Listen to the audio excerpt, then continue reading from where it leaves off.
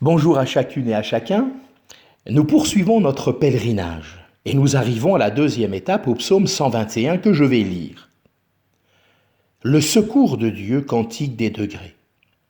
Je lève mes yeux vers les montagnes. D'où me viendra le secours?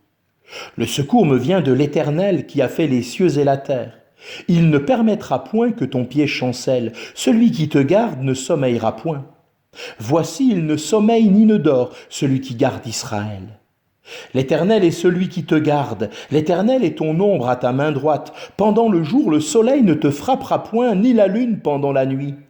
L'Éternel te gardera de tout mal, il gardera ton âme.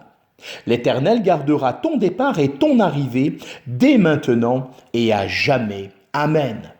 Ce deuxième cantique, cantique des degrés, est le bien connu psaume 121, qui nous fait tellement du bien, rien qu'à sa lecture. Le pèlerin, qui est au début de son voyage, considère la route. Et que voit-il?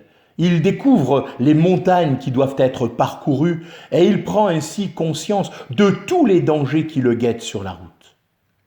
Son regard va toutefois s'élever plus haut que les montagnes. Et il va considérer, voir l'ensemble de la création de Dieu. Et ainsi, il va retrouver cette assurance. Aucun danger ne saura l'empêcher d'avancer. Pourquoi donc? Parce qu'il est sous la garde du Dieu créateur qui veille continuellement sur lui, sans interruption, sans aucun arrêt.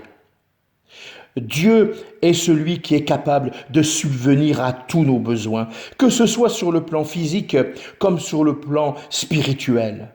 Nous devons nous confier en lui de tout notre cœur et le rechercher, afin que sa grâce puisse nous aider. Et comme le dit l'Épître aux Hébreux au chapitre 4 et au verset 16, il est capable, et nous le croyons, de nous secourir dans tous nos besoins. L'enfant de Dieu, fidèle, peut toujours compter sur la protection, la défense, la sollicitude du Seigneur. Jésus a souligné cette vérité quand il a affirmé, dans Matthieu 10, les versets 30 et 31, « Même les cheveux de votre tête sont tous comptés. Ne craignez donc point. » Ici, l'Éternel gardera ton départ et ton arrivée.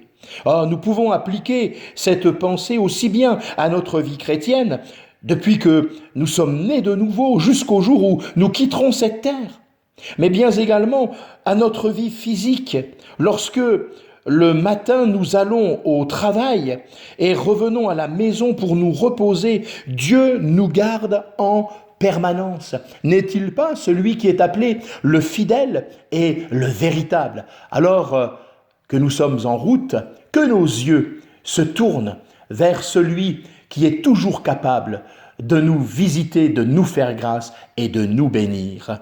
Amen.